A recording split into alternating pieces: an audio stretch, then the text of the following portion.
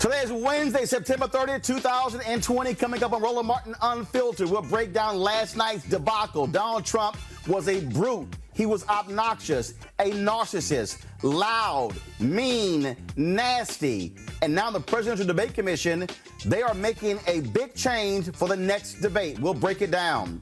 New details in the Breonna Taylor case. Now the Kentucky Attorney General admits he did not pursue murder charges against the cops who shot and killed Breonna Taylor. Also, a court in New York, they're ordering a review of the Eric Garner case. Folks, we got a jam-packed show. It's time to bring the funk. I'm Roland Martin Unfiltered. Let's go. He's got it. Whatever the biz, he's on it. Whatever it is, he's got the scoop, the fact, the find. And when it breaks, he's right on time and it's rolling. Best believe he's knowing. Putting it down from sports to news to politics. With entertainment just for kicks, he's rolling. It's Uncle Roro, y'all. It's Roland Martin, yeah. Rolling with Roland now. He's funky, he's fresh, he's real, the best. You know he's Roland Martin now.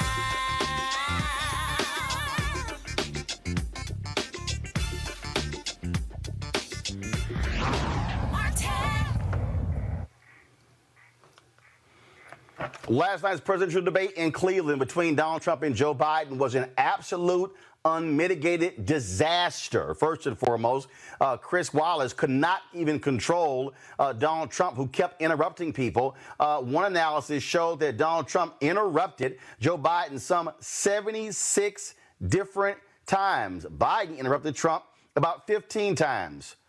Have no idea, folks. Here's a roundup of what happened last night.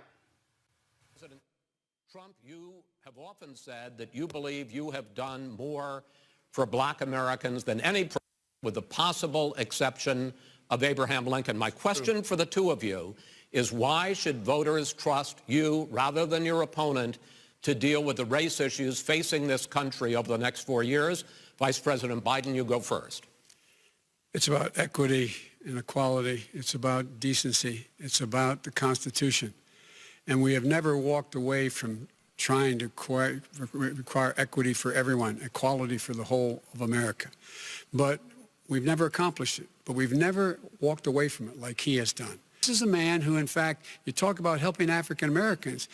1 in 1,000 African Americans has been killed because of the coronavirus. And if he doesn't do something quickly, by the end of the year, 1 in 500 will have been killed. 1 in 500 African Americans.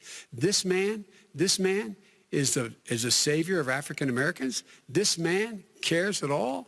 This man's done virtually nothing. Look, the fact is that you have to look at what he talks about.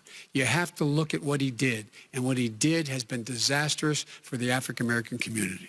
So, President Trump, you have 2 minutes. Why should Americans trust you over your opponent to deal with racism? He did a crime bill, 1994, where you call them super predators, African Americans, super predators, and they've never forgotten it. They've never forgotten it, Joe. No, sir, it's his 2 minutes. So you did that, and they call you super predator, and I'm letting people out of jail now that you have treated the African American population community, you have treated the black community about as bad as anybody in this country. You did the 1990, and that's why, if you look at the polls, I'm doing better than any Republican has done in a long time, because they saw what you did. You call them super predators, and you've called them worse than that, because you look back at your testimony over the years, you've called them a lot worse than. Well, the biggest part of the debate came on the issue when Chris Wallace asked Donald Trump about white supremacists. This was the defining moment of last night's debate. You have repeatedly criticized the vice president for not specifically calling out Antifa and other left-wing extremist groups. But are you willing tonight to condemn white supremacists and militia groups and to say that they need to stand down and not add to the violence in a number of these cities, as we saw in Kenosha and as we've seen in Portland. Sure, Are you I'm prepared willing to do specifically that, do it? Well, go ahead, sir. I would say almost everything I see is from the left wing, not from the right wing. So what are you saying? I'm willing to do anything. I want to see peace. Then do it, sir. Say it. Do it. Say it. Do you want to call him?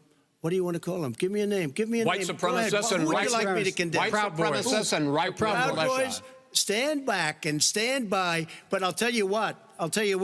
Somebody's got to do something about Antifa and the left, because this is not a right-wing problem. This is a left-wing. FBI director This is a left-wing problem. White supremacist. Antifa's an idea, not an organization. Oh, you got to be not kidding. militia. That's what his it's an idea.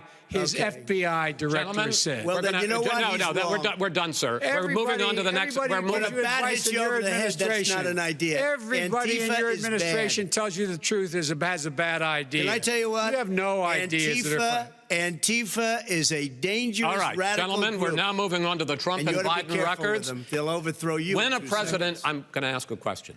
When the president seeks a second term. After being roundly criticized, even trying to send his surrogates out and White House staffers and campaign staffers to say, oh, no, he did condemn white terrorists. He said this today.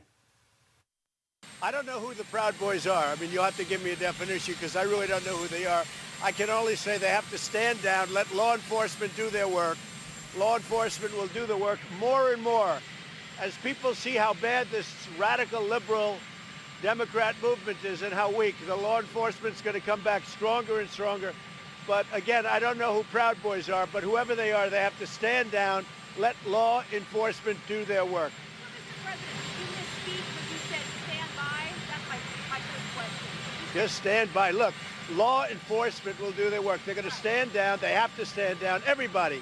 They have to stand, whatever group you're talking about, let law enforcement do the work. Now, Antifa is a real problem, because the problem is on the left. And Biden refuses to talk about it. He refuses to issue the words law and order. You saw that last night when he choked up. He can't say the words because he'll lose the rest of the left. So he's got to condemn Antifa. Antifa's a very bad group. Yeah. Mr. President, let me follow up. White supremacists, they clearly love you and support you. Do you welcome that? I want law and order to be a very important part. It's a very important part of my campaign. And when I say that, what I'm talking about is law enforcement the police have to take care. And they should stop defunding the police like they've done in New York, like they've done in New York. I just told you. But you denounce them. Do you denounce I've always denounced any form of any of that you have to denounce. But I also, Joe Biden has to say something about Antifa. It's not a philosophy. These are people that hit people over the head with baseball bats. He's got to come out and he's got to be strong and he's got to condemn Antifa. And it's very important that he does it.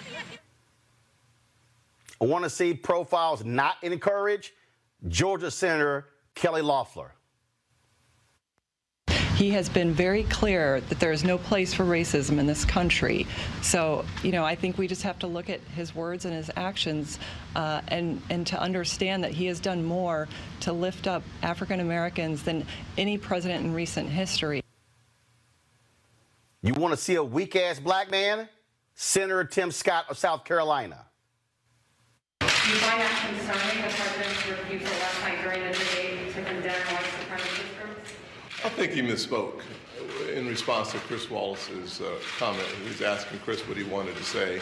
I think he misspoke. I think he should correct it. If he doesn't correct it, I guess he didn't misspeak. I was on social media and you had some black MAGA lovers saying, oh no, the Proud Boys, they're not racist. They're not white supremacists. Watch this. I started this gang called the Proud Boys. And the Proud Boys? The Proud Boys. What's Proud Boys about? We will kill you. That's the Proud Boys in a nutshell. We will kill you. We look nice. We seem soft. We have boys in our name. But like Bill the Butcher and the Bowery Boys, we will assassinate you. Now, part of the reason I agree to do the talk is because I'm allowed to bring all my guys. And we can fight our way in and fight our way out. Beating the shit out of these people. I think it's our job to do it. And the cops just turn a blind eye. If you're wearing a MAGA hat as Sal is right now. Sal's in the studio, folks. Oh my God, it's Sal Cipolla. Where are you from? I'm here. Wow, you came a long way. You're wearing a MAGA hat, and some guy with a slightly punk demeanor comes up to you and says, "Hey, are you Sal or are you pro-Trump?" Choke him. Trust your instincts. Don't listen to what he has to say. Choke him. If I do a video where I say, how about we start throwing bricks? Is that legal? You can't call for violence on a specific person, but can you say they're throwing bricks? We should throw bricks. Can you call for violence generally? Because I am. Fighting solves everything. We need more violence from the Trump people, Trump supporters. Choke a motherfucker, choke a bitch, choke a tranny. Get your fingers around the windpipe. I want violence. I want punching in the face. I'm disappointed in Trump supporters for not punching enough. Get a fucking gun. Get ready to blow someone's fucking head off. I've even killed people in my dreams. That's how awesome my gun is. Get in trouble, get arrested, get fired. Let's all get in this together. They can't kill us all. Dude, I got green tips, man. Those go through at least 3 bodies. Oh, beautiful. Plop. I love the way he falls on his ass. They said, you want to go? I said, yeah, I want to fucking go. And I punched him in the face. And then Coulter emailed me later and she goes, conservatives never punched anyone in the face. Finally, things are turning around. And then Malsberg goes, you're not advocating violence, are you? And I go, I absolutely am. It's a wonderful, effective thing. This is a fucking war. The Joe Biden campaign did not wait to drop this ad. Are you willing tonight to condemn white supremacists and militia groups and to say that they need to stand down and not add to the violence in a number of these cities, as we saw in Kenosha and as we've seen in Portland? Sure, Are you I'm willing prepared to do specifically that, but do it? Well, go ahead, sir. I would say almost everything I see is from the left wing, not from the right wing. So what are you saying? I'm willing to do anything. I want to see peace. Then do it, sir. Say it. Do it. Say it. You want to call him? What do you want to call him? Give me a name. Give me a white name. Supremacists and white like me to condemn? White supremacists and right Proud Boys, stand back and stand by.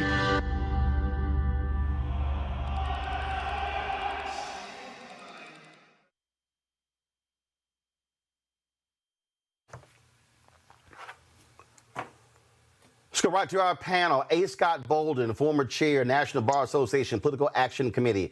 Robert Patillo, he's executive director for the Rainbow Push Coalition Peachtree Street Project. Lauren Victoria Burke writes for NNPA. Monique Presley, legal analyst, political commentator. I want to start with you, Lauren. Absolute disgusting what we saw last night from Donald Trump. The Presidential Debate Commission, they've already announced changes. At the next the moderators now will be able to cut the microphone of anyone who goes over their allotted time and interrupting someone else. Last night was all about Donald Trump wanting to unleash chaos. Right, and so I guess there's going to be a lot of cutting of the microphone. Obviously, what we saw last night was a lot of fear and insecurity coming from Donald Trump, who I think at this point knows he's going to lose. I really think that to a large extent, we need to really think hard about what happens from November 4 to January 20. That was a desperate performance from somebody who knows that they're about to lose an election and be rolled out of office. Donald Trump, as we all know, barely got into office. He lost the popular vote. He's well aware of that. When you see him make these desperate calls to his supporters to show up at the polls, this obviously embarrassing, though not surprising, I misspoke on white supremacy, just like he misspoke in 2016, not being able to disavow David Duke. At this point in this, it's pretty obvious that people like Tim Scott, some of these other Republicans who, at this point, this is willfully ignoring a white supremacist in the White House and willfully being on the wrong side of that, one would think, easy to be on issue. I mean, the fact that Tim Scott today can't disavow what the president did last night is just unbelievable and incredible. You either agree with the president or you just don't understand how stupid you look at this point, defending somebody that is an out-and-out racist in front of the entire nation, and you don't get that. You don't pick up on the fact that the train is leaving the station. First of all, it should have been picked up on years ago. None of what happened last night was new. None of what happened last night was surprising. But for people to come out today after watching that last night and still be defending this president, I've sort of moved on to the point where I feel like I'm beyond Donald Trump. Because to some extent, I've been watching Donald Trump, unfortunately, my entire life because I grew up in New York. So I was used to seeing Donald Trump in the background all the time.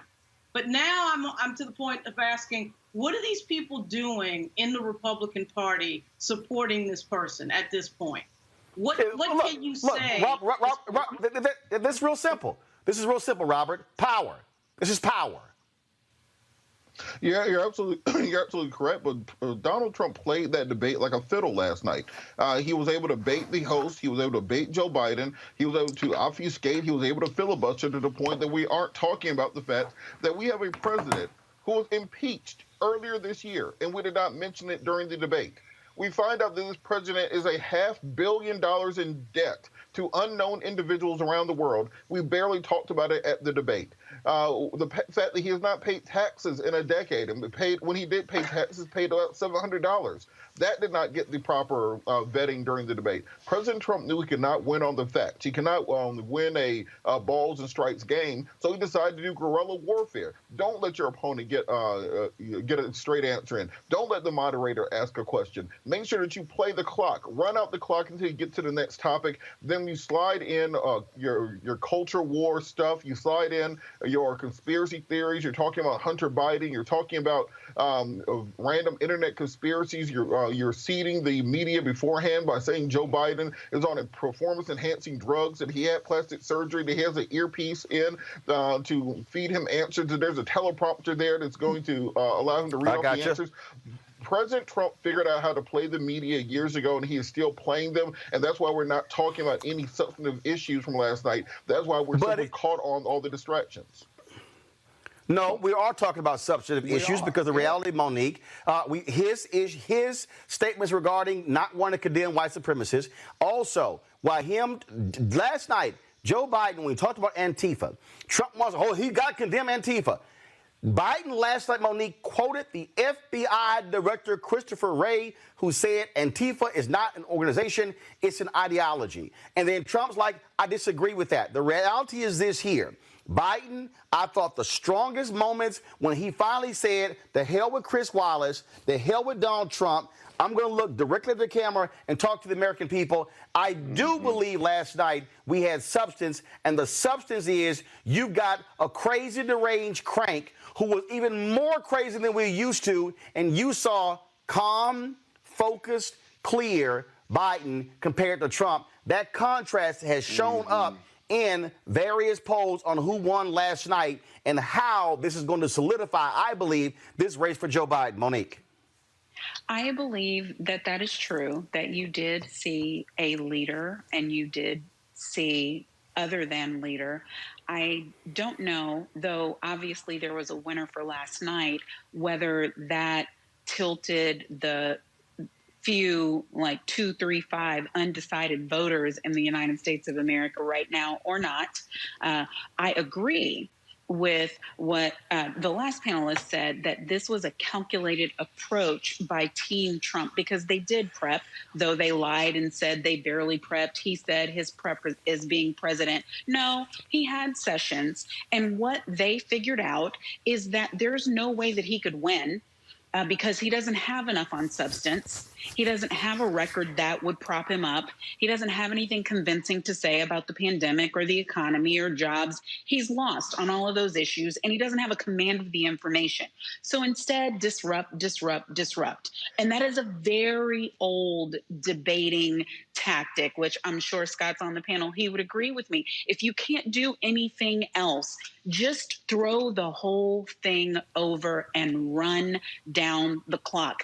And that's what his team obviously did. They just let him go. Obviously, you could see he wasn't sedated. He wasn't on any of the meds he's normally on. He was out there being his rambunctious self. He stuck to every one of his talking points, not the points that the team gave him, not the points that are in the briefing books, but the talking points that are in his head. he was very consistent about those. I mean, he brought up all of his oldies and he had some new goodies, and he did what Trump does. Now, obviously, that's not what we want in a president. I couldn't hear you, Roland. But here's the deal. I got to pull Scott in here, because Scott, here's the deal. You saw all that take place, but the bottom line is this here. It's not a question of the undecideds. It's also, how do you drive your side out? The Biden-Harris team raised $3.8 million between the 10 p.m. and the 11 p.m. hour last night. That is about intensity. This race is going to come down to which side is more intense when it comes to the polls. And I think last night it further pissed off Biden supporters. Yeah, I think so also. And Robert, I think him being disruptive was just outrageous, if you will. And I think the plan worked against him. We cannot forget that. But I tell you, folks, last night I saw desperation, and I saw a man that was unhinged in the middle of a political campaign that he's losing. And I kept thinking to myself, we got to get ready for November 3rd and afterwards, because this is a foreshadowing of what we're going to see. He didn't just not denounce the Proud Boys or white supremacists. He dissected it. He never denounced them. What he said was, stand back, stand down, as if he was their commander-in-chief. Listen to me, Roland. And then that stand by and stand down was almost, well, let the police handle the violence, but that has nothing to do with their white supremacist philosophy. And he's going to come back to them after November 3rd when he loses, whether it's by a wide margin or not, and he is going to activate his supporters, the Ku Klux Klan, the Proud Boys, whatever you call them. And by the way, why do you need a name to denounce white supremacy? Are there some that you would not denounce, but others you would denounce? Well, that makes absolutely no sense. And here's the deal. You did have substance last night because you did hear Joe Biden hit him on the issue of coronavirus. I understand that. I understand that. But no, I understand that. My point is this here. You did have Biden talk about coronavirus. You did hear him talk about the economy. You did him talk about those issues there. And again, I think what you're now dealing with, sure, you got Mr. Chaos and want to throw it out there. I believe the tactics, even Joe Biden, exasperated, shaking his head, sitting here, will flash a smile. But when he finally said, man, just shut up. And so it was clear. It was clear what he was doing. But this, again, Lauren, this election comes down to intensity. And that is this here.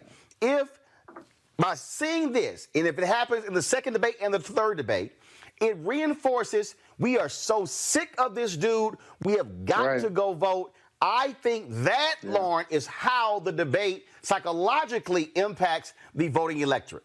Roland, I think that your point is really well taken, but the problem I'm having is that I felt like watching Biden, I still have this sense of the Democrats bringing a knife to the gunfight, okay? You got to come out with a little bit more energy than what I saw from Joe Biden last night. And I think it was Robert's point. Interruption is a strategy. Name calling is a strategy. Narrative change is a strategy. Breaking another person's train of thought is a strategy. Lying is a strategy. Trump employed all of that last night on Biden, quite frankly, pretty well, because Biden, for some reason, got into it where he was stopped talking. He wouldn't, frankly, I think Joe Biden was great, just like you just said, Roland, when he punched him in the mouth. I did not like the staring at the moderator. I think that Biden should have stared right at Trump and said what he was saying. I think that has a lot of power on camera. But Monique, one second. But Monique, I thought about last night as I watched that, and then I saw the analysis. I saw people. Here's the deal. I think, Monique, there were a lot of people who wanted Joe Biden to go toe-to-toe, to want him to fight. No. And you know what I thought about? I thought about a conversation you and I had when you went on Tucker Carlson. And when I said, he's going to expect you to come in hot. And I said, Monique, don't come in hot. You lower it. Keep an even tone voice. And then at a certain point, start laughing at him. That's what Biden did. And it allowed for people to say, who's the crazy dude? That's the calm one. That's the one who's keeping it together. That's the one who's not rude and disrespectful. That's the deal. Biden can't fall into, you can't go toe-to-toe with crazy because crazy has no limit. Absolutely. Absolutely. And you obviously were right when you gave me that advice. And when I was on last night on IG Live, I was just kind of giving some analysis, and I hearkened back kind of to my old days at Howard Law School when I was on trial team and training. And what we were told, or erasers were thrown at us, was you're speaking to the judge and you're speaking to the jury. You're not speaking to your opposing counsel because you are not debating them. You are bringing a message forward. So Biden was sticking to very good debate prep when he was looking dead at the audience and when he was addressing his comments to the moderator. He did the couple of times, "Will you shut up, man?" That was great. Those were timed. Those were fine. But the other important thing that I want the people who are listening to understand is what our president of the United States displayed last night. There is no black man or woman in America who could get away with that in a court of law. There is no white woman at the head of leadership in America who could get away with that. You doubt me? Think 2016 when Hillary Clinton probably wanted to say, "Will you shut up, man?" and some more stuff. But she knew she was diving through sexism and misogyny landmines that were the size of giants. So if any black man had tried to do half of that and lose decorum like that, lose respect, he would have gotten stepped back. He'd be in an orange jumpsuit in 30 seconds. There's no orange jumpsuit for Trump yet, and that's why he's fighting the way he's fighting, because he knows if he doesn't win, he's going to jail. But Scott, here's the deal, though. Again, what I need people to understand, when you examine this whole deal here, Biden was by no far perfect. Let me be real clear, okay? But there were clear moments where Biden did focus on policy, and one area where Trump could not wriggle out, it was health care, which is the number one issue among voters. And when Trump could not even state, "I got a health care plan." He's tried the whole, "I'm swinging and throwing." Dude, you still have no plan. That's right. That's right. And so another tactic we use in the courtroom when we have a recalcitrant witness is your cross-examination. You have short, tight questions. You demand short, tight answers. And if the witness doesn't have any, you just continue to pepper them. And on health care, on his COVID response, too, you may be talking about both. Biden was really tight and sharp on it. He said what he had to say. He spoke the truth. And all that Trump could murmur or mumble through were I'm not trying to get rid of Obamacare. We did more than any other country. You did more than any other country to bring in 20% of all the cases, if you will, and 200,000 people are dead and counting. And so he was really good and effective there. But remember, whether he looked at the camera or looked at away, Biden questions and statements were tight and right on healthcare and COVID. You're right. It was the most effective part for Biden, and that's why it was most effective against Trump and him being a complete ass. I got to tell you, I don't see any upside.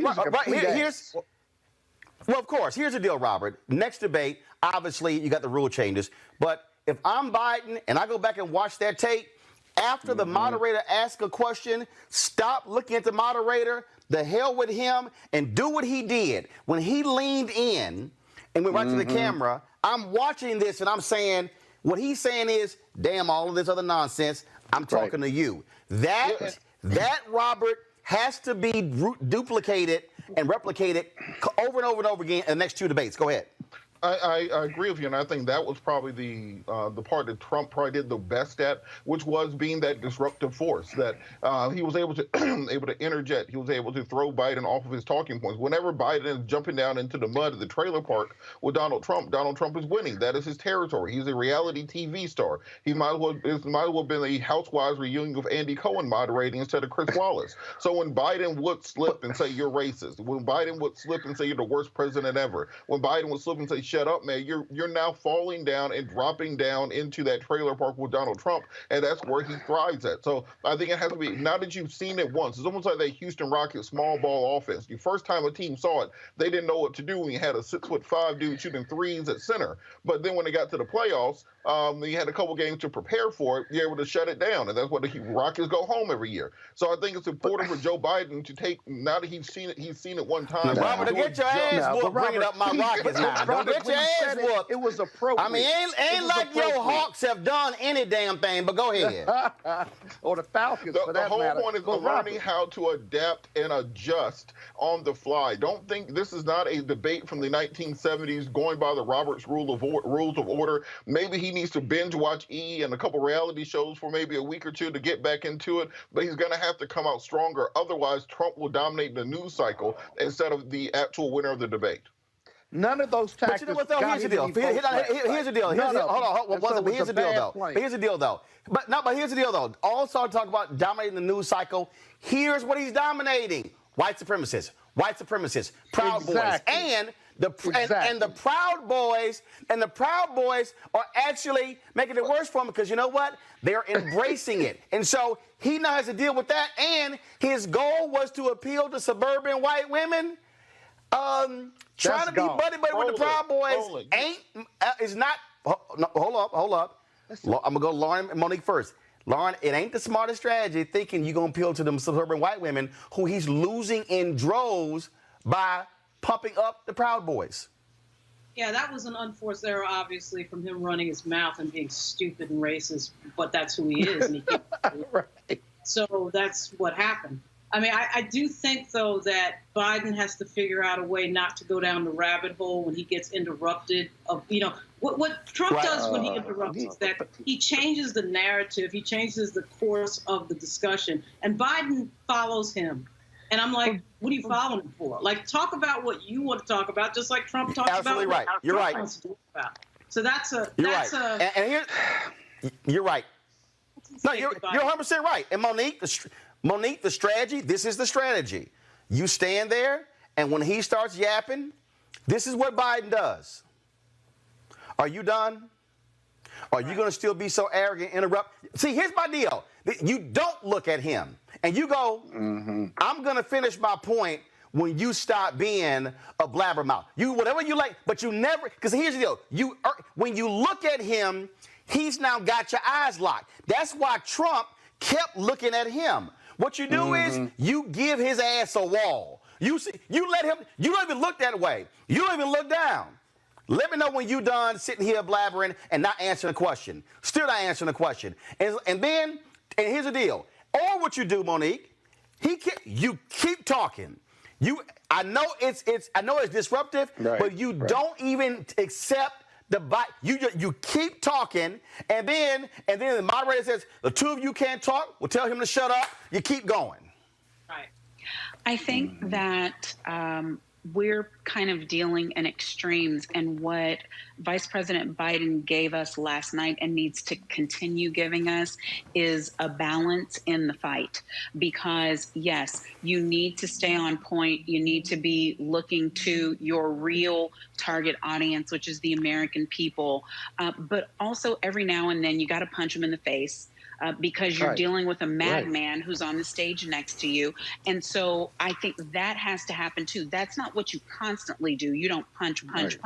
But I believe that he has to continue to do both. Because you know why? Vice President Biden, when he was up there, he was saying things that millions of Americans have wanted for 4 years to say to this president.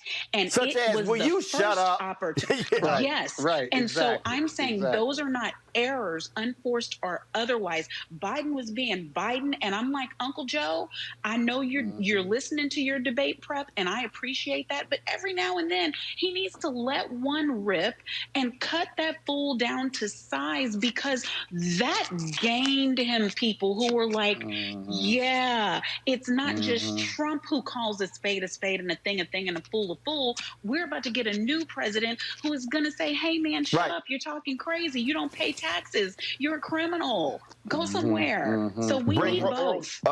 We need both. And it So, did hold not on, real quick. sound inappropriate by the time Hold on. Wait, 20 seconds. Robert, 20 seconds. Scott, go. 2 points. One, when Trump is appealing to white supremacists, you're operating under the assumption that the majority of America is not compelled by a message of white supremacy. America is built on white supremacy. The founding documents of this nation are white supremacy. The soil itself is based upon white supremacy. So when Donald Trump makes an appeal to it, don't be surprised when that goes over well. And secondarily, we've seen what happened in 2016 when Marco Rubio tried to jump down into the trailer park mud pit with Donald Trump. He lost. When Jeb Bush went to a trailer park, he lost. Ted Cruz went to a trailer park. He lost. Donald Trump is the trailer park champion, so you cannot beat him at his own game. You have to beat him on policy. Yeah, but I don't think Biden's trying to do that. I don't think he was trying to do that last night. He was exasperated like the rest of the audience when he said, man, just shut up. When he said you were the worst president. Every time he insulted Trump, it was in response. It was a counterpunch, if you will. And those counterpunches hit home because it's what the audience was thinking and the voters have been thinking for the last 4 years. You were the worst president. You're lying. You caused COVID. All of those were counter punches, and I think he played it just right. He didn't get down in the garbage stall. And if there is a second debate or if he participates, because we haven't talked about that, regardless of the rule change, I don't think he's going to get down in the garbage land with him ever. All right, then. Monique Presley, we certainly appreciate you joining us for our discussion of last night's debate. Thanks a lot. All right, folks, let's go to Reverend John Yearwood with the Hip Hop Political Caucus. Of course, they launched their Respect My Vote campaign in 2008. Reverend Yearwood, of course, it's all about reaching young voters as well. That's one of the critical issues facing the Biden campaign. When you look at the people who are registering right now, the numbers clearly are in favor of him over Donald Trump. But what actually, specifically, are y'all plans to drive black voter turnout? Because, again, that's when it comes to African Americans, 18 to 29, they have the lowest participation when it comes to voting. We are right now at Respect My Vote. We are engaging. And thank you, Roland, for having us at this time. You know, I wouldn't stop what I'm doing to talk to anybody but you because we are working, not just talking. And so right now we're engaged in 5 states. We're engaged in Florida. We're engaged in Georgia, North Carolina, Virginia, and Michigan. We're engaged around the country nationally, but those are where we're centered in. We are right now building a universe of 180,000 young people, particularly young people of color, millennials and Gen Z. And our goal is to reach them at least 30,000 in each one of those states, touch them twice through texting and email, and having virtual voter rallies that we're actually starting this week. We're going to have one in each state before voter registration, and then one in each state after voter registration. And our good friends from Voter Election Protection will be with us. Obviously, we're promoting the 1866 number, and we will have one of them with us in each one of those calls. And so as we are engaging them and touching people using our influencers and celebrities, so we'll touch between 5 to 7 million people within those 5 states over the election process through our digital ads and through our influencers. But when you engage them, are you talking about policy? Connecting the dots where people understand that Donald Trump, Mitch McConnell, right-wing, largely white male federal judges will be going against the very things that young black folks say they want. So when people say, well, I'm not going to vote, well, then what you're actually doing is hurting yourself on the issues you care about. Well, you'll be happy to hear this, Roland. Because you had access to the Hip Hop Caucus a little while ago, we actually created a C4 because of the need to shape policy, because either we shape policy or policy will shape us. So you can take a little bit of credit in that. We still operate through a C3, which is pretty much getting out the vote and doing the things for voter protection. But we are beginning to engage them on policies that we've seen, issues from defunding the police, issues from racial injustice, and issues regarding climate justice as well. And so a lot of those, particularly the millennials and Gen Z, that is their top issue. We've been having a lot of these conversations. And again, anybody's welcome to go to respectmyvote.com and see the conversation that we're having during our virtual conversations. But we are definitely in the works, and we're getting close to that goal of having almost close to 200,000 young people in those key 5 states ready to move to action. What last point here? We have, of course, 33 days left. You already see folks voting. You got registration. And so you're also breaking it up. And because, first of all, your first deadlines, registration deadlines are coming up. A lot of people keep talking about vote, vote, vote. But first of all, we got to make sure people are registered before they vote. Yeah, and that university that we're building, that 180,000 plus university we're building in those 5 key states, we're definitely making sure that, yes, they're not only registering to vote, but they're actually pledging to vote, which is also an important part of the process, just to get the mental aspects of what it means to vote, and then creating a plan. And then as we're seeing, it's clear that there's a lot of things being done to suppress the vote, and a lot of the folks in our base, the Hip Hop Caucus, are part of the Move for Black Lives. So, you know, we're even having the conversations around nonviolent trainings and just a whole new way of approaching voting in this country, because we want to make sure people who actually vote and don't get killed, people not being shot, nothing is happening to them. So we're having our people are not only in the suites but in the streets. So we really want to make sure they're safe, to be honest. So, you know, we're having that conversation with them, and we have a lot of folks who are new to the process. But there's a lot of energy. I'll tell you this: there's a lot of energy. People are watching the debates. We saw that last night. A lot of people are watching the debates. Young people, we have 18 and 19 and 20 are engaging, and so there's a lot of hope to do. We are, and we will say this, Rome, we are concerned. Many of us in the Hip Hop Caucus are concerned about post the election, and we're beginning to put together strategies around that process as well. But folks want to get involved, please, please, please go to respectmyvote.com. We're engaging those who are returning citizens. Dr. Yusuf Salam from the Exonerated Five is a part of that process. And we're getting folks who are coming back from who are formerly incarcerated to be engaged as well. So please, you want to be involved with young folks in the voting process, we're doing it at respectmyvote.com. Reverend Lennox Yearwood Jr., President and founder of the Hip Hop Caucus. We certainly appreciate it, sir. Thank you so very much. Thank you so much. Take care. Be safe. All right, then.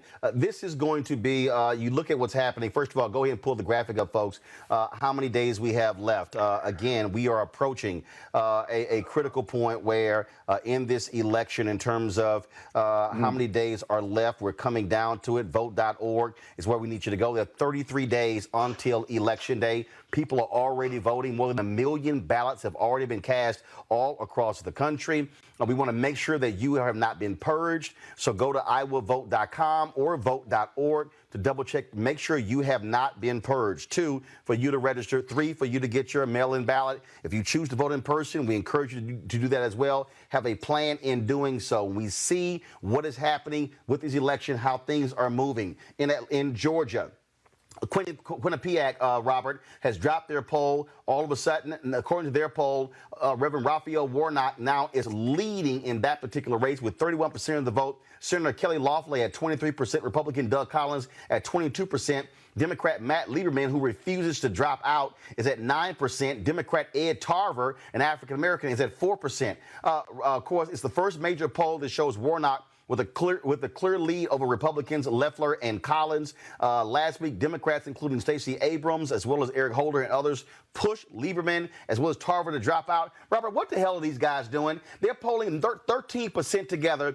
If Democrats don't get one of the top 2 spots with Kelly Loeffler, and if it's Loeffler and Collins, they go to the runoff to replace, of course, Johnny Isakson as United States Senator. And Lieberman, the son of Joseph Lieberman, I mean, look, is so arrogant, he won't drop out. Dude, you're not going to be in the top 2.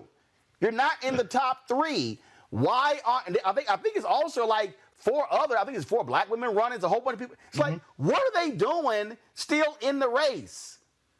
Roland, don't try to understand Georgia politics. Nobody understands Georgia politics. And also, we can't think there's simply going to be a linear decision that if these other Democrats drop out of the race, support immediately goes to Pastor Warnock. Pastor Warnock has my support. He's going to be speaking at the Rainbow Push Conference in Atlanta, Creating Opportunity Conference next week that people can register for at rainbowpushatlanta.org. But what's important is for him to continue to travel the state, build that bipartisan coalition, dig down into those deep Christian roots that exist here.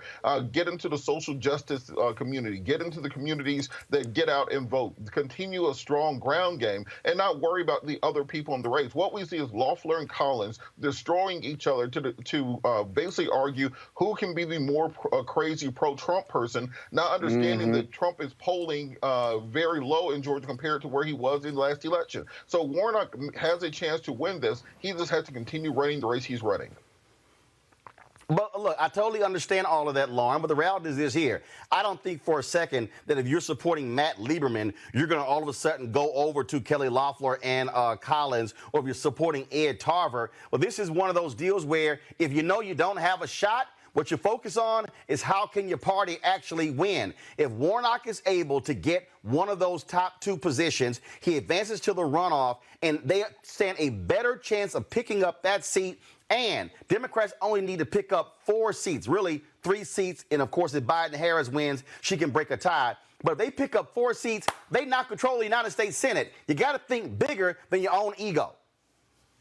Well, yeah, but if you remember, Stacey Abrams, there was somebody that they ran, another Stacey, to basically not, so that Stacey Abrams could not be the nominee. I mean, frankly, anytime you have a black candidate running statewide, you are going to see a bunch of people try to think that they can do better than that person. So I'll be really surprised if Lieberman drops out, because he'll get it into his mind somehow, even though there's no evidence for it in the polling, that, I'm the one, I'm the chosen one, even though obviously demographically Warnock would be a better and stronger candidate for Team Blue. The other thing, and Robert mentioned this already, Georgia is in play on the presidential level, and Georgia should not be in play. This is another reason why we saw the desperate Donald Trump last night, because there's states in play on the map, on the electoral map, that shouldn't be, and Georgia's one of them. That would tell you that Warnock, if you can get the excitement out, obviously, for almost a third, of the state, of the voters in Georgia, you could see a real great result there. Obviously, I think that discussion is bigger. Somebody like Chuck Schumer or somebody should be talking to Lieberman and tell him to get out. But I guarantee you that he will take over and stay in. Lauren, let me understand, and Scott, speak to this. Here's the reality. Jewish groups in Georgia have been saying, Lieberman, sit your ass down, and he won't listen. He won't listen to it. So, like, his whole deal is, I'm staying in, voters deserve a choice. But again, what I'm simply pointing to, this is not a race, Scott, where whoever gets the highest vote total wins the seat. It's going to be a runoff, and you want to be in a strong position to pick it up. Your thoughts on this race before I go to the next story. You talking logic, okay? Politics and campaigns aren't about logic. Everybody believes that they'll have lightning in a bottle, and somehow they're going to win no matter what you tell them up to Election Day, whether they've got money or not. I think Lauren's right. Georgia's in play. And remember, the RNC, they don't have that much money. They're pulling out of some of the red states right now. And so I think they stay in the race no matter what. They should get out. Your theory is right.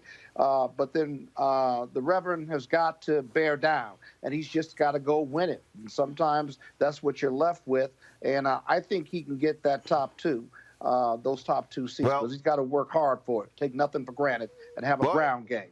Well, he's actually doing that, and so we'll certainly see what happens in Georgia. Folks, today that was a news conference of an organization that is going to be holding Facebook accountable. They're not even waiting on Facebook to do their so-called checks. We know voter suppression has been real, how African Americans have been targeted. We saw even last night how the lies were spreading across Facebook, and Facebook refuses to take anything down. Joining us right now is Shireen Mitchell. She, of course, is a digital analyst, social media analyst, and diversity strategist. Tell us about this independent oversight board, Shireen, that's going to be targeting Facebook. How is it going to work? How are they going to impact this election, the next 33 days moving forward, and then after that?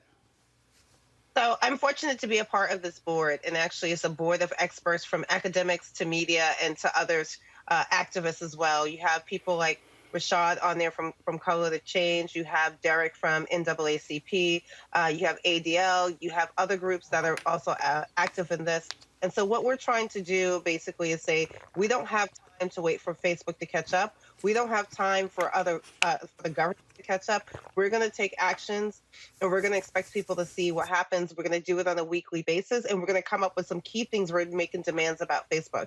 And so the top 3 demands that we're making right now is they have to use their own terms of service to stop the incitement of violence, even if that incitement of violence is coming from the President of the United States. We saw what happened last night. We saw that incitement. That type of incitement that did show up on Facebook and other places needs to be shut down the minute that it happens. And we're demanding not only that from places like Facebook and the platforms alike, but also from the media to also not share anything that would make it possible for more additional incitement to violence. The second thing we're making a demand about that has to do with the elections, that if there is no conceding, no person who's conceded and no clear winner, that they are to mark everything that goes out with political ads or the like, stop them all and keep them from going out until we have a clear winner and until we know that someone has actually conceded. And that anything that goes out marked any other way before this moment should be marked as if they are untrue, disinformation, and the like. And this is important because it's not just about what we're seeing going out, but all the targeting of digital vote suppression around the vote, as we've seen last night, around polling places and people showing up to threaten those who are showing up to vote, and also the ways in which we're looking at the absentee ballots being used and being weaponized in a way to tell people that they don't have the right to vote or keeping them from exercising that right to vote, especially. So our project, of course, is part of that because we're trying to stop digital vote suppression across the board. We also know after these last reports that came out how the campaign itself last campaign, 2016, targeted African Americans the same way that Russia targeted African Americans and the vote with precision. It was major focus on Black identity, major focus on Black voters, and we're still seeing that today, which is why we have our project and we're part of this one, so that we can make sure that we get this further understood and others to sign on and partner with us, but also understand the impact that we're trying to have before this election. You said you're going to be doing stuff weekly. What does that actually mean? Are you issuing a report? Exactly what are you releasing and what are you demanding of Facebook? So we've already made the demand. So if you go to the website about the real oversight board, those demands are there. Each week we'll be releasing updates on the work that we're doing around that. So we're going to make sure that happens. Our organization, will also be putting out reports around the disinformation the closer and closer we get to the elections. So that we have our community aware of what we're doing, we make sure our partners know what's happening. But the ultimate thing that we're doing with this oversight board is to make sure Facebook is being held accountable for their actions as they interfere in not only the democracy of the United States, but also incite violence. All right, Shireen Mitchell, we certainly appreciate it. Thanks a bunch. Thanks for staying on the front lines, keeping us focused on digital voter suppression. Thank you for having me. I really appreciate that. I'll be going to the ground every day on this until we get to the elections and probably beyond. Thank you so much. All right. We certainly appreciate it. Thanks a bunch. Robert, I want to go to you. We heard Donald Trump last night essentially tell his supporters to basically do voter intimidation, go in the polls, keep an eye on people. That's kind of illegal. And so we are going to see. And look, Scott alluded to this earlier. We must be prepared for right-wing thugs doing what they do. Also, keep in mind, this is the first election in a very long time where Republicans are not under a consent decree regarding voter intimidation at the polls. You're absolutely correct. And Donald Trump did not allude to those things. Donald Trump made it very clear and explicit what he was telling his supporters. One, he said, when asked about diversity training on the federal level, he said it was reverse racism. It's almost like a racism in reverse situation, is what he said. When discussing endorsements, he said, I have all of law enforcement behind me. Do you have any law enforcement endorsements? And Joe Biden didn't answer the question. Donald Trump said he's not accepting the results of what's going to happen on November November the 3rd. Donald Trump told his supporters to go to the polls and walk around and make sure nothing's going on. He specifically told the Proud Boys and other white supremacist organizations, stand down and stand by. He said, I have plenty of time after the election to do what I need to get done, discussing the Supreme Court justice, and said that he's going to be sending this election to the Supreme Court. So I don't think that any of that is him alluding to anything. He wasn't keeping it a secret. He wasn't doing a hidden ball trick. Truth is, Joe Biden is going to need to win this election by 10 to 15 million votes in order for us to have any chance of there not being a strong contestation of the election and perhaps violence. And the president did nothing to pour water on that last night because he made it very clear to his supporters he has law enforcement on his side. He's been stacking the courts. He's going to have 300 judges on the bench. He's going to have 6 judges on the Supreme Court on his side. That he believes that his blue state people, as he said, need to be doing something to stop the Antifas and to stop the radical left. I think the radical left is everybody who's not a MAGA voter. So he made it very clear what he's expecting. I think we have 30 days to prepare for that and find out what we're going to do. But Roland, this is why the Senate is so very important, if I may. Because while the presidential election, we know we're going to fight after November 3rd. If we can flip those 3 or 4 seats, right? If we can flip Arizona, flip Colorado, flip Maine, we may or may not hold on to Alabama, but let's say we lose Alabama, right? If we can flip Iowa, for example, where Dems are playing well in states where Trump won, we certainly have to turn on Michigan and Wisconsin and Pennsylvania and get those back. I think we will. You'll then have a democratically controlled Senate, maybe even get Kentucky, who knows. You'll have a democratically controlled Senate.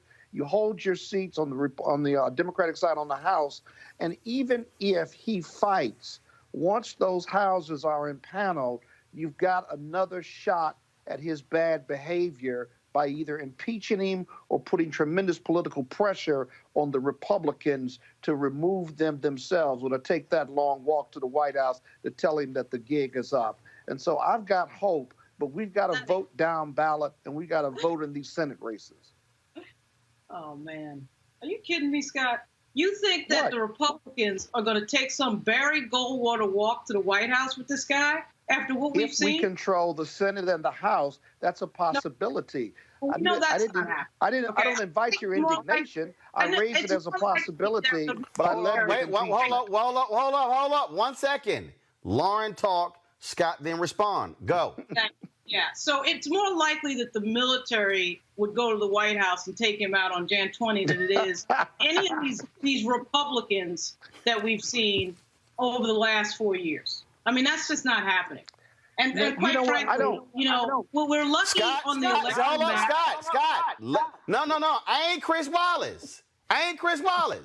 Lauren finished, then Scott. I think we're lucky on the electoral map that the blue states, most of which not the blue states, the states that he's likely to win, that Biden is likely to win, Michigan, Minnesota, Wisconsin, Pennsylvania, North Carolina, maybe he gets lucky in Georgia. Those will be known by somewhere around midnight, okay?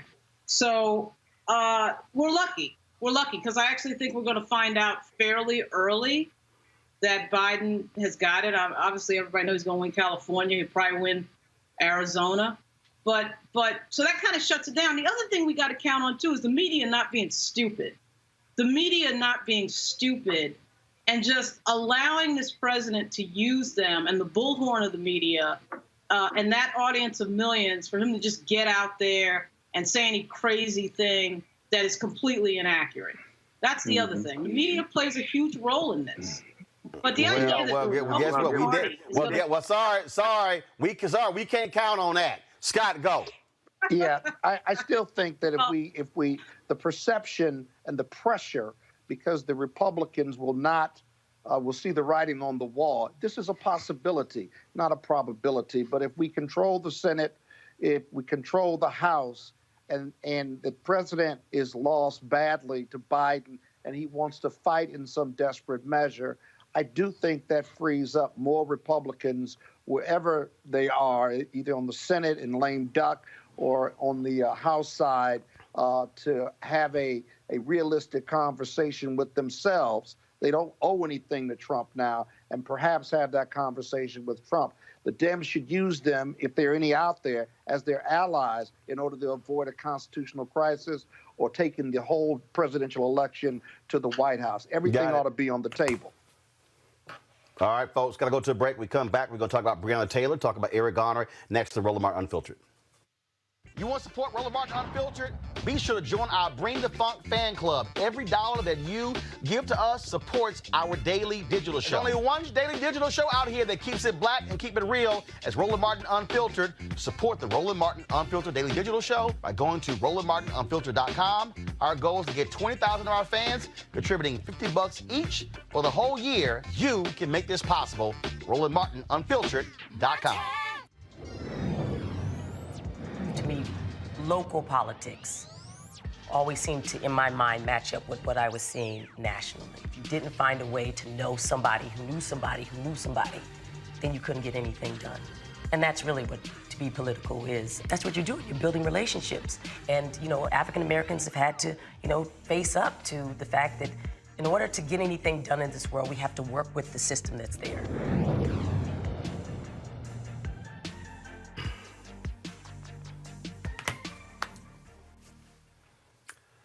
Kentucky Attorney General Daniel Cameron has 2 days until noon Friday to give the court the actual audio recordings of the grand jury proceedings, which led to one officer facing charges in the death of Breonna Taylor. Now, a grand jury member was the one who filed a petition with the court saying it should be released because they were frankly angry after hearing some of the answers of Daniel Cameron. Bottom line, Robert, I can't recall ever seeing a grand juror, which is grand jury is secret, come out and say, essentially, his ass lying. And so y'all need to know what really happened, and his ass lying, so release the damn recordings. And so they're giving Cameron's office 2 days because they say they got to redact some witnesses' names because they said that could affect the federal investigation. Robert. You know, this is the first for me also. This shooting from the beginning reminded me of Kenneth Walker in Columbus, Georgia, back in 2004. A similar shooting incident where the grand jury turned a no bill on the indictment despite clear evidence of a police murder. And I think that this is an unprecedented step and hopefully sets the bar for what happens going forward.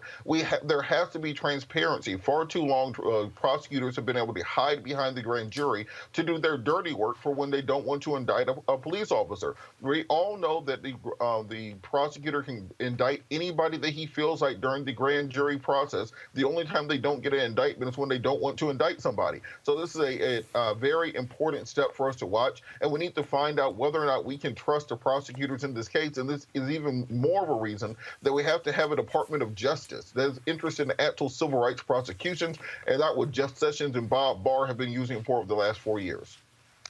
So this guy again is a huge case. Again, Cameron wanted a week. The judge said, nope, you got till Friday, noon on Friday, to turn over those grand jury recordings.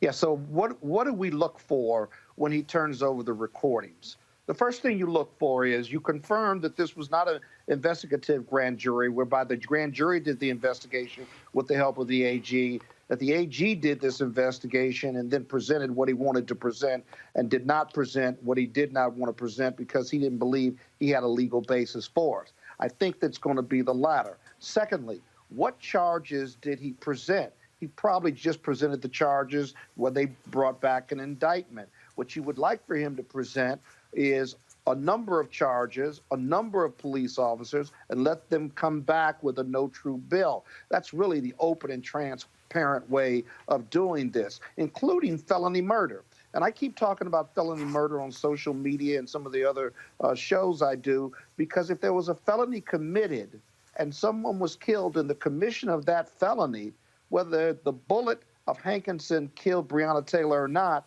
a felony has still been committed. Now, I'm not as familiar with Kentucky law as I am with D.C., New York, or Illinois, but I will tell you this, it's got to at least be considered. And so you're looking not for what he put in, you're looking for what he did not present to the grand jury, and then you make your case to impanel another one that investigates and either votes a no true bill or votes a true bill so that it's transparent and the public feels that this was fair analysis and review by the grand jury and the criminal justice system. Got it.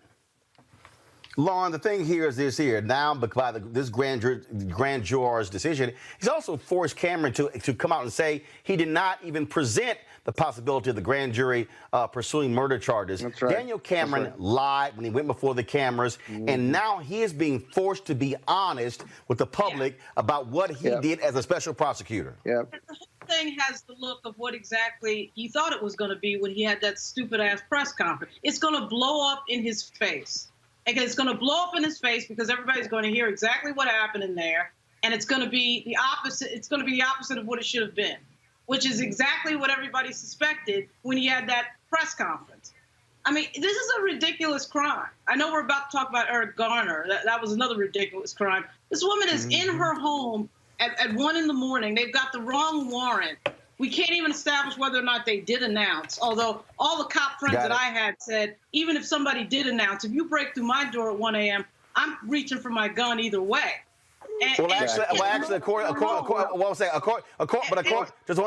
grand jury, here's the deal. According to Cameron, one witness said they heard the cops say that, but that person said it on their third try. The first 2 times they didn't say that. 11 other witnesses said we heard nothing, and so it was sort of like they were waiting, trying to get somebody to say what they wanted them to say. Finish your point, please. But they didn't put any of those others in the grand jury either. The outrageousness. Lauren, finish your point. This outrageousness, the outrageousness of this particular moment in police brutality is off the cliff. Is off the cliff. It's you're in your own home in the middle of the night, and somebody's breaking through the door, and of course somebody who has a gun inside is going to reach for it and try to defend themselves. Right. And they end up killing the person that doesn't even have the firearm. That's the other thing that nobody talks about. Right. But here's the deal. But here's the deal, Scott. We also, by getting the recordings, we also know the ballistics report didn't match. And so the bottom line is this here. Yeah. By this grand juror doing this, it is putting the pressure on Kentucky Attorney General Daniel Cameron to come clean. And he has already been exposed as a liar. And we're about to find out some more stuff. 30 seconds. Scott, go. You're absolutely right, because here the AG made choices and decisions on what to put in the grand jury, what didn't. Why not put everything in the grand jury and let them decide? And what Lauren is really talking about is centuries old, the Castle Doctrine. I have a right to defend my home versus the police having a right to kick it in whether they announce or not. It's just a tragic errors, factual errors here. But what about our castle right doctrine, or the rights that Breonna Taylor and her boyfriend had? Those are being completely ignored here as part of this investigation. Robert, in New York, Supreme Court Judge Joan Madden has ordered a public judicial inquiry into the case of Eric Garner, of course, who died after being put in a chokehold by NYPD officer. They took place 6 years ago in 2014. She ordered a summary inquiry into the case, including an alleged lack of immediate medical aid to Garner by officers, alleged lies in a police report, the unauthorized release of Garner's arrest record, and the release of autopsy information by New York City's Office of Chief Medical Examiner. She did not indicate who would conduct the inquiry or when it would take place. A hearing has been set for October 6th.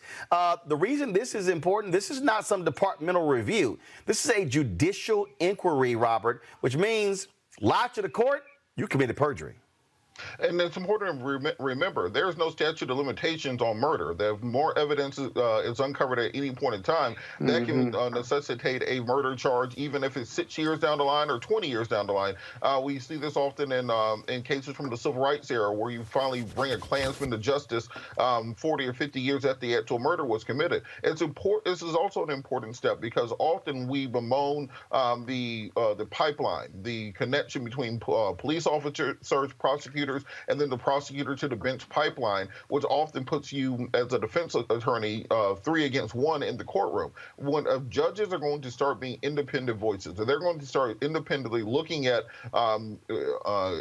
inconsistencies in these cases and reviewing them and bringing these cases to justice, it may be what we need to finally get the ball moving and to get some progress on this issue of police brutality in this country, because it's very clear our legislators are not going to do anything. Our executive leadership is not going to do anything. It's very difficult for prosecutors to do anything and not be out of office within 1 electoral term. So maybe it's going to be litigation from the bench by progressive judges that actually get this done. And Lauren, Roland, this is why hold up, Scott, hold on. Lauren, this is why judges matter. This is why who we elect matters. Yeah.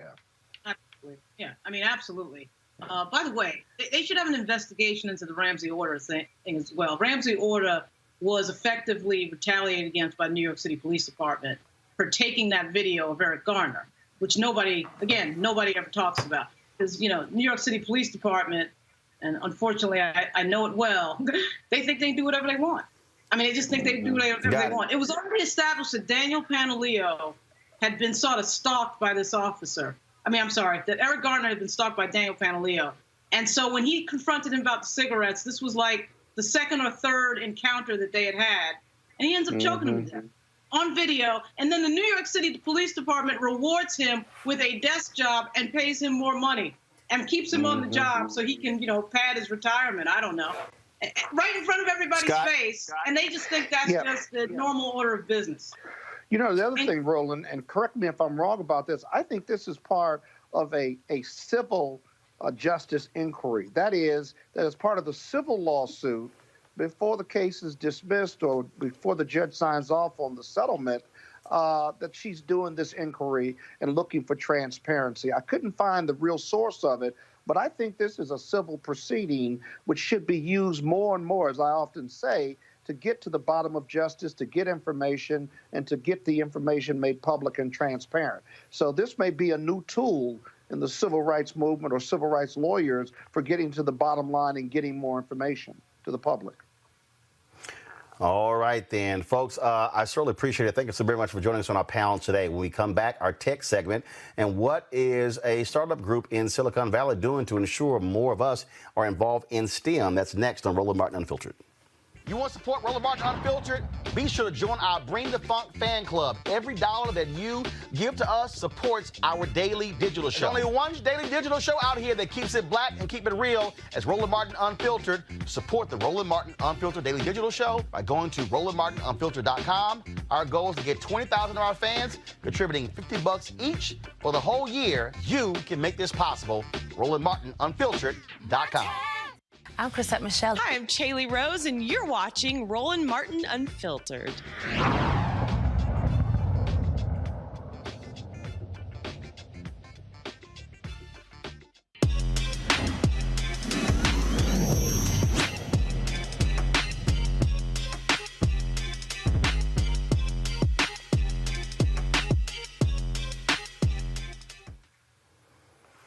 Folks, time for our Tech Talk segment, sponsored by Seek.com. Don't forget, if you want to get any of their headphones or VR headsets, simply go to Seek.com. Use the promo code RMVIP2020. That's RMVIP2020.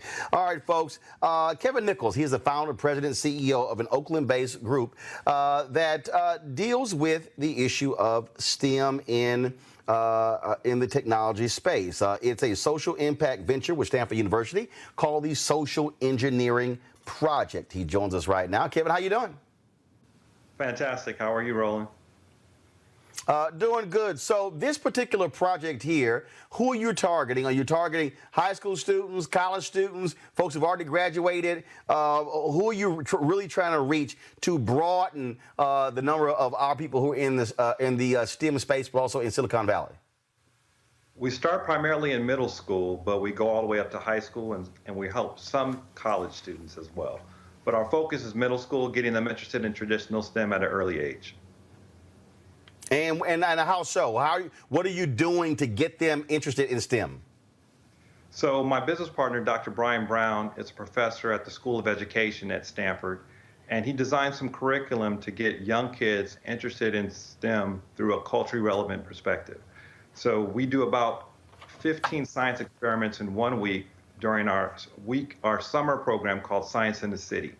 And so they learn culturally relevant math, chemistry, physics, science, and engineering principles throughout that week. And first of all, how long is a person in this program? Is it for several months? Is it for a year, multiple years? It's for a week each summer, but it could go over the course of a number of years. We also have other programs that kind of overlap. I have a program for high school students. I take 120 high school students camping, and I have tech companies come over to the Santa Cruz Mountains and teach them how they do their work at work. How has it gone thus far in terms of how many people have come through the program and how many of them have matriculated to jobs in Silicon Valley? So we started about 8 years ago. So our first cohort of middle school students haven't quite made it to college, out of college yet. However, we do about 50 students for the summer and about 120 to 150 high school students each year during the fall. Currently, a lot of our students are in college right now, but they haven't actually made it to the getting hired stage yet. We've only been around officially as an organization for 4.5 years. And how many folks what's your capacity for how many students who can come to your program in any given year? Oh, about 250 right now, but we are looking to expand that. This year we converted our Science in the City Day Camp to a virtual experience. So through our partnership with NSBE, we were able to use students from all over the country to be able to participate. So we're looking at ways to scale our programs virtually and be able to reach more students. If somebody out there is watching, how can they get more information on your program if they also want to apply? They can visit thesocialengineer.org. That's our website. All the information about our programs and the kinds of things that we're doing to increase the diversity in the technology space is there. And they can follow us on our social media handles from there as well. All right, Kevin Nichols, man, we surely appreciate it. Good luck with the program, and hopefully this is going to inspire a whole new generation of black kids and other kids of color to really go into the STEM field and fill up those critical jobs, those high-paying jobs in Silicon Valley. Excellent. Thank you very much for having me. I appreciate it. Thanks a lot. All right, folks, some news on the media front. Essence Magazine has announced that they're actually furloughing all of their staff. Yes, COVID has greatly impacted the bottom line of Essence Communications. Let's go to the statement here. This is what they announced 6 months into an unprecedented and continuing global pandemic. COVID-19 has had a broader and long-lasting impact than anyone expected, and Essence Communications, Inc. has not been immune to it. In their statement, they say this is why we are making the business decisions we are making today. Prior to COVID-19, because of the investments we have made over the past 2 years, we've been able to preserve and even grow Essence Magazine, the Essence Festival of Culture, and our digital platforms, even as many black-owned media were unable to do the same. While COVID-19 changed the trajectory of that growth, we are planning to get back on track quickly, and we remain committed to making the investments necessary to drive deeper and greater cultural impact via our magazine, digital, and virtual experiences, as we also stand at the ready for the much-anticipated return of live experiences. Now, what they announced is that they are, after a thorough analysis of our business and its financial position, and carefully exploring all options for continued viability, they announced they're making the decision to implement temporary measures to account for the ongoing significant negative impact of the pandemic. And that is, the company informed impacted team members today, and while no furloughed employee will perform any work on behalf of ECI during this period, we will pay everyone impacted throughout this week and will cover their medical benefits premiums throughout the furlough. We will remain in touch with all of those impacted to provide relevant and pertinent updates regarding this matter. We do not anticipate that any furloughs will exceed 6 months. Now, I reached out to the folks, Rich Dennis, the brother who owns Essence, to find out when you say everyone's going to be furloughed, does that mean that there's going to be no work being done on the digital platforms of Essence? Have not heard back, but all staff of Essence by the end of this week will be furloughed as a result of COVID-19, and they say they don't think it's going to last more than 6 months. All right, folks. It has been a jam-packed day, jam-packed week. Our goal, of course, here at Roland Martin Unfiltered is to provide you the best news possible, which is why we need your support to join our Bring the Funk fan club. Every dollar you give that goes to support this show makes it possible for us to do what we do. There are more than nearly 9,000 of you were live today on YouTube, which is the highest number we've ever had watching on YouTube simultaneously. And there's about 6,000 of you left right now. Y'all can give right there on YouTube. Why is this important? Because the story that I just read, and that is we have got to have black media platforms that are speaking to our news and our interests, such as what Shireen Mitchell talking about digital voter suppression, such, of course, the brother talking about STEM program there impacting Silicon Valley. This is why having an opportunity to be able to have guests talk about these very issues, that's why we need to have this, and so you make that possible. And so when you give to Cash App and PayPal and Venmo, when you mail that mail order, you make it possible for us to hire staff, to be able to send out our alerts, to do live streaming. That's why it matters. We've got great partners like AFSCME. They, of course, been a partner with us since we started. Partners like Seek.com. We appreciate them as well, but we need your support as well. So please, $RM Unfiltered, $RM Unfiltered on the Cash App, PayPal.me/R Martin Unfiltered, Venmo.com/RM Unfiltered. You can also send a money order to New Vision Media Inc. Make it payable to New Vision Media Inc. NU Vision Media Inc. 1625 K Street Northwest, Suite 400, Washington, D.C. 2006. Also, don't forget, you can also listen to our podcast. The audio of this show is available on the iHeart Radio app, and so you can check us out there as well. So we want you to join our Bring the Funk fan club. Nearly 13,000 people are members. Our goal by the end of this year is to have 20,000 of our fans as members of our fan club. We want you to join, folks. We ask you to give $50 each. That's $4.19 a month, 13 cents a day. If you want to give more, you want to give less, every dollar does indeed count. And I certainly appreciate all of you who have helped us thus far, and so does our staff as well, because y'all make it possible for us to do this every single day, to be black and unapologetic. Also, shout out Langston University. I've been wearing different HBCU gear for the last week. I wore something different yesterday, so I want to shout out to folks in Oklahoma. My Alpha brother is president of Langston University, so shout out to all the folks at Langston. Thank you very much for having me on your campus. I also gave a commencement address to your school as well. Folks, we talked about a lot of the viral ads going out there. Here is the latest roundup of anti-Donald Trump ads. I wanted you to see it. Check this out. Are you willing tonight to condemn white supremacists? I'm willing to do anything. I want to see peace. Then do it, sir. Say it. Do it. Say it. That was painful, Donald. So weak. I mean, really bad. I'm the one that brought back football. Your debate reviews are so stupid. Terrible. Biden showed America you're a loser. The fact is, this man doesn't know what he's talking about. You have repeatedly. You've been talking back. Not your finest hour, Donald. I would love to end it. Sir, I would love to end it. If you want to switch seats. You looked crazy. Your performance was, well, weak. Stand back and stand by. You failed. Embarrassing. You're losing, Donald. Les, don't ever use the word smart with me. Your administration is falling apart. Falling apart. Your campaign is running out of cash, and your personal finances so broke. Ouch. Your presidency is nothing more than a house of cards, Donald. You're losing everything. And it just collapsed in front of the whole world.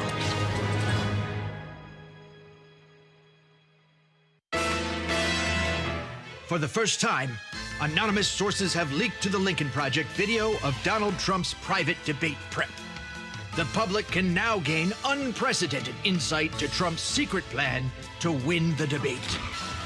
Jared Kushner attacks Chris Christie, who put Kushner's dad in prison. Rudy Giuliani presents evidence that Vice President Biden is a member of a secret sect formed by Amtrak conductors with plans for world domination. Chris Christie accuses Jared Kushner of eating all the snacks. They fight. They fight. They fight! Donald Trump demands the CDC announce he has won the debates. What followed was too graphic to release.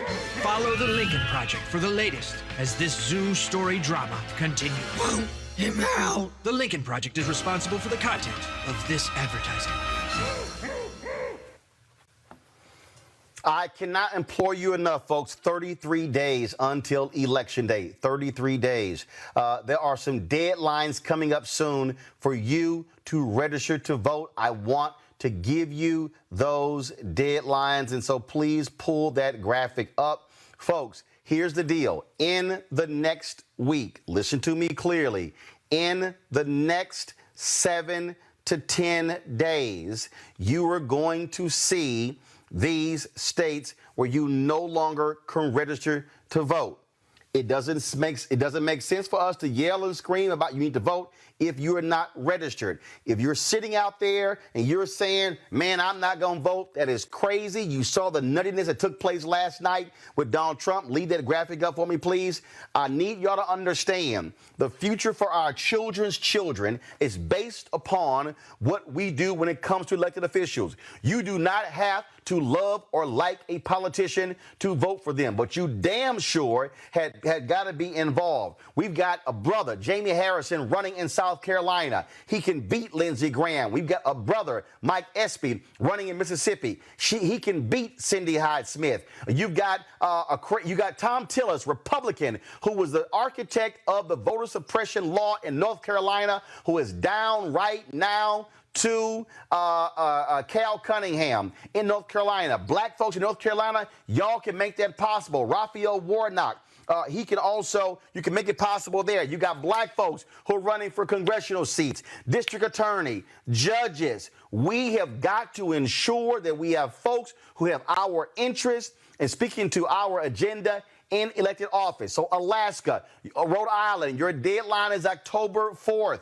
Arizona, Arkansas, Florida, Georgia, Hawaii, Indiana, Kentucky, Louisiana, Mississippi, Ohio, South Carolina, Tennessee, Texas. Your deadline is October 5th. Illinois, Nevada, New Mexico. Your deadline is October 6th. Missouri, your October 7th. Idaho, New York State, North Carolina, Oklahoma. Your deadline is October 9th, October 10th for Delaware. All of you need to understand we cannot change the condition of this country if we allow our power to go untapped. That means if we're going to have to use our power, that means that we're going to have to get registered. That means I want each one of you reaching out to 5 people and say, are you registered? And if they're not registered, make them get registered. Go to vote.org, go to iwillvote.com, and then have your plan to vote. I need y'all to vote in early voting. Don't wait for November 3rd. If you want to do mail-in balloting, I need you to follow every single direction to the letter because Donald Trump and the Republican Party, they're going to try to throw your ballots out. That's how they're going to try to steal this election. I do not, let me be clear, I do not agree with every single thing that Joe Biden says. I am going to push him and push Senator Kamala Harris on issues that we care about if they win. But when you have a man last night who would not condemn white supremacists, then that's all you need to know about who Donald Trump is. And last point, I need y'all to stop listening to any of these ignorant ass people on YouTube, Twitter, Instagram, Facebook telling you not to vote. You need to stop following them. You need to stop retweeting them, resharing them, because they are ignorant and you know exactly who they are. They have no plan. They have no agenda. They don't care about our people. And all they are there is to sow dissension. You should look at them as the opposition to black interest. Folks, I have 9 nieces and 4 nephews. I understand the world that they should be living in the next 20, 30, 40, 50 years. What I will not do is stand by and allow this generation to screw it up for them because we chose to be conceited, we chose to be evil, we chose to be arrogant, we chose to be silly and not do our part when it comes to the election. And when the election is over, we're going to challenge everybody to move forth our agenda. And if they don't, we're going to replace them the next time. That is how you use your power. Folks, after this, I'll be hanging out on Instagram with Fat Joe. So y'all can go over there and check me out right now. I got to go. I'll see you guys tomorrow right here on Roland Martin Unfiltered. Don't forget, Cash App, Venmo, PayPal. Support our Bring the Funk fan club. Give right here on YouTube because ain't no other place giving it to you the way we give it to you when we bring the funk like we do in Roland Martin Unfiltered. When we are black owned, we're independent, and we don't ask anybody for their damn permission to talk about us.